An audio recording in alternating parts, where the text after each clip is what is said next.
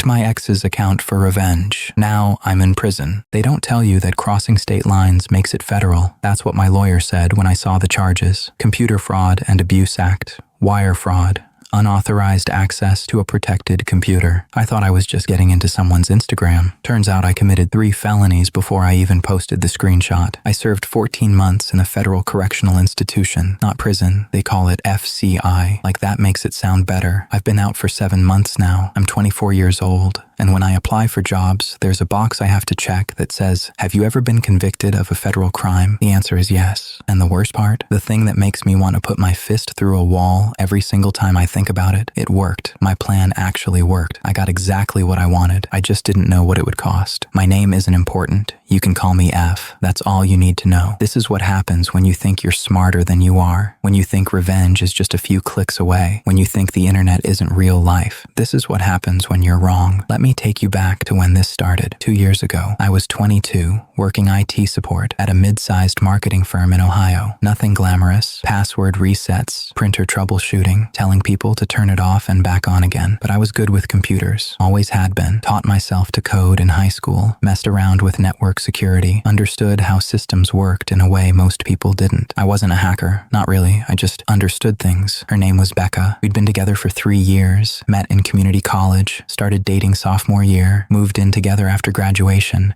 She was the first person I ever really loved, the kind of love where you start planning a future without even realizing you're doing it. We talked about getting a dog, about moving to a bigger city, about stupid little things that felt enormous at the time. I thought we were solid. I thought we were permanent. In January, she started acting different, distant. She'd come home late from her dental office job, say she was tired, go straight to bed, always on her phone, tilting the screen away when I walked by. You always know. One night in February, I asked her straight out, "Are you seeing someone?" She looked at me like I'd slapped her. "What? No. Why would you even ask that? You're different. You're always on your phone. You barely talk to me anymore." "I'm just stressed with work. You're being paranoid." So I dropped it. I believed her because I wanted to. 2 weeks later, I came home early from work. System maintenance got finished ahead of schedule. Her car was in the driveway. I walked in, and the apartment was quiet. Too quiet. I won't describe what I found. You can imagine it. She cried. He left. I stood there in the hallway of my own apartment, feeling like my chest had caved in. She said it meant nothing. She said it was a mistake. She said she still loved me. I told her to get out. The next few weeks were a blur. I moved back in with my parents. Couldn't eat, couldn't sleep. Every time I opened Instagram or Facebook, I saw her posts, pictures of her out with friends, smiling like nothing had happened,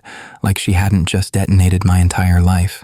My friends told me to block her, to move on. But I couldn't. I was stuck in this loop, obsessively checking her profiles, looking for evidence that she was hurting like I was hurting. She wasn't. She looked fine, better than fine. She looked happy, and that's when the idea started forming. Here's the thing about passwords. Most people are terrible at them. They use the same one for everything, or variations of the same one. Birthdays, pet names, anniversaries. I knew Becca. I knew her childhood dog's name was Max. I knew her birthday. I knew she always added numbers to the end of her passwords, usually the year. One night in March, I sat in my childhood bedroom at my parents' house, laptop open, and navigated to Instagram's login page. I typed in her email address. Then I tried the first password. Max Divi Tukstoshi Devin Padsmit. Incorrect. Max Divi Tukstoshi Divdesmit. Incorrect. Max Divi Tukstoshi Divdesmit Viens. And just like that, I was in. I scrolled through her messages. Most were boring. Friends, co-workers, her mom. But then I found his name, the guy from the apartment. Months of messages, flirting, planning, lies she told me so she could see him. I took screenshots, everything. Then I logged into her Facebook. Same password. I found more messages there. I screenshotted those too. And then I posted one of the screenshots to her Instagram story. A message between her and him where she called me clueless and said she was just waiting for the right time to leave. I added a caption, "Guess you found the right time." Then I logged out, closed my laptop, and went to bed. I woke up to 37 missed calls. My phone was blowing up. Texts from friends, from people I barely knew, all asking what the hell was going on. I opened Instagram and saw that she'd deleted the story, but it was too late. People had screenshotted it. It was already spreading. Becca called me. She was crying, screaming. "How did you get into my account? What the fuck did you do?" I posted the truth. Everyone should know what kind of person you are. "You hacked me. You hacked me. That's illegal, F. That's a fucking crime." I laughed. Actually laughed. "What are you going to do? Call the cops? Go ahead. Tell them you're mad because I exposed you for cheating." She hung up. I thought that was the end of it. I thought she was bluffing. I was so stupid. 3 days later, 2 FBI agents showed up at my parents' house. I was eating cereal in the kitchen when my mom answered the door. I heard voices, official voices, then my mom's footsteps, quick and uncertain, coming back toward the kitchen. There are people here to see you." 2 people in suits with badges standing in our entryway. My mom's face had gone white. My hand holding the spoon started shaking, milk dripping back into the bowl. They asked if they could speak with me. I said yes, because I didn't know I could say no. We sat in the living room, me on the couch, them in the chairs my parents never sat in, my mom hovering in the doorway with her hand pressed against her mouth. "Do you know Rebecca? Last name?" "Yeah, we used to date." "Did you access her social media accounts without permission?" My stomach dropped. The room felt smaller. I could hear the kitchen faucet dripping.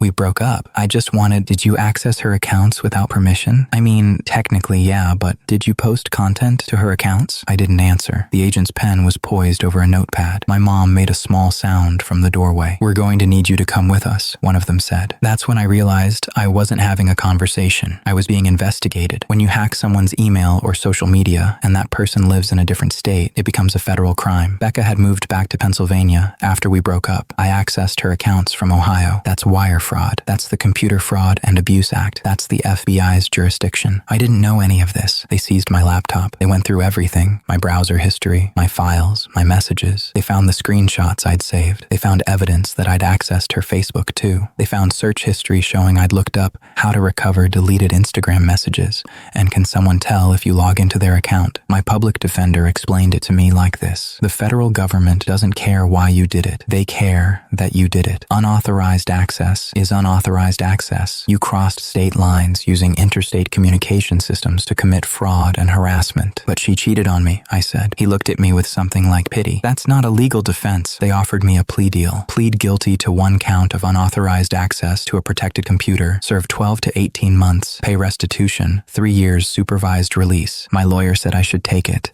If I went to trial and lost, I could get 5 years. I took the deal. The hardest part was telling my parents. My mom cried. My dad didn't speak to me for 3 days. Becca didn't show up to the sentencing. She submitted a victim impact statement through her lawyer. In it, she said she lived in fear now, that she'd had to change all her passwords, delete her social media, go to therapy. She said I'd violated her privacy, her sense of safety, her trust. She never mentioned why I did it. The courtroom was nearly empty. Just my parents, the prosecutor, my lawyer, a court reporter, and the judge. When the judge read the sentence out loud, 14 months in federal prison, $8,000 in restitution, my mom's hand found my dad's. I heard her inhale sharply, like she'd been holding her breath and forgot to let it out. My dad's jaw clenched so tight I could see the muscle jump. I wanted to turn around. I wanted to tell them I was sorry. But the bailiff was already standing, keys jingling on his belt, and I understood that I wasn't allowed to speak anymore. My hands were cuffed in front of me, cold metal. I'd never felt handcuffs before. They were heavier than I expected. Federal prison isn't like what you see on TV. It's not violent or chaotic. It's boring, painfully, endlessly boring. I was at FCY Morgantown in West Virginia. Low security. Most guys there were in for white-collar crimes, fraud, embezzlement, tax evasion. I was one of the youngest. When people asked what I was in for, I'd say, computer stuff. They'd nod and leave it at that. 14 months. I read more books than I'd read in my entire life. I worked in the kitchen. I called my parents every week and listened to my mom try not to cry. I got out in November on good behavior, 13 months total, and now I'm here, living in my parents' basement, working part-time at a computer repair shop because no one else will hire me, wearing an ankle monitor for my supervised release, checking in with my probation officer every 2 weeks. I'm 24 years old with a federal record. Here's what no one tells you about revenge. It doesn't fix anything. It doesn't make the pain go away. It doesn't give you closure. All it does is double it, because now I'm not just the guy who got cheated on. I'm the guy who went to federal prison. I'm the guy who couldn't handle a breakup like an adult. I'm the guy with a record that will follow me for the rest of my life. Every job application, every background check, every time I try to rent an apartment or apply for a loan or explain to someone why there's a gap in my resume. Have you ever been convicted of a federal crime? Yes. I looked Becca up a few months ago. She's engaged now to someone new. She looks happy. Her social media is private now, but I can see her profile picture. She's moved on, and I'm still here, still stuck in the moment I thought hacking her account would make me feel better. I ruined my my life over an Instagram post. I spent 14 months in federal prison because I couldn't accept that someone I loved had hurt me. And the really fucked up part? It worked. I got my revenge. I humiliated her. I exposed her. And it cost me everything. That's the trade. That's what revenge actually costs. Not just the legal consequences, or the prison time, or the record. It costs you the ability to ever believe you're a good person again. I wasn't a good person. I thought I was justified. I thought I was the victim. Maybe she deserved it. I don't know anymore. But I know I didn't deserve to throw away my 20s. I didn't deserve to break my parents' hearts. And yet here I am. If you're reading this, if you're thinking about doing something like I did, logging into an ex's account, exposing their secrets, getting revenge, let me save you 14 months. Don't. It's not worth it. Nothing is worth this. I'm F. I'm 24. I have a federal record. I live in my parents' basement. I work at a repair shop making $12 an hour. And every single day, I wake up wishing I'd just blocked her and moved on. That's the story. That's what happens when you think you're smarter than the law. When you think revenge is just a few clicks away. When you think crossing state lines with a password doesn't count. It counts. It all counts, and you can't take it back.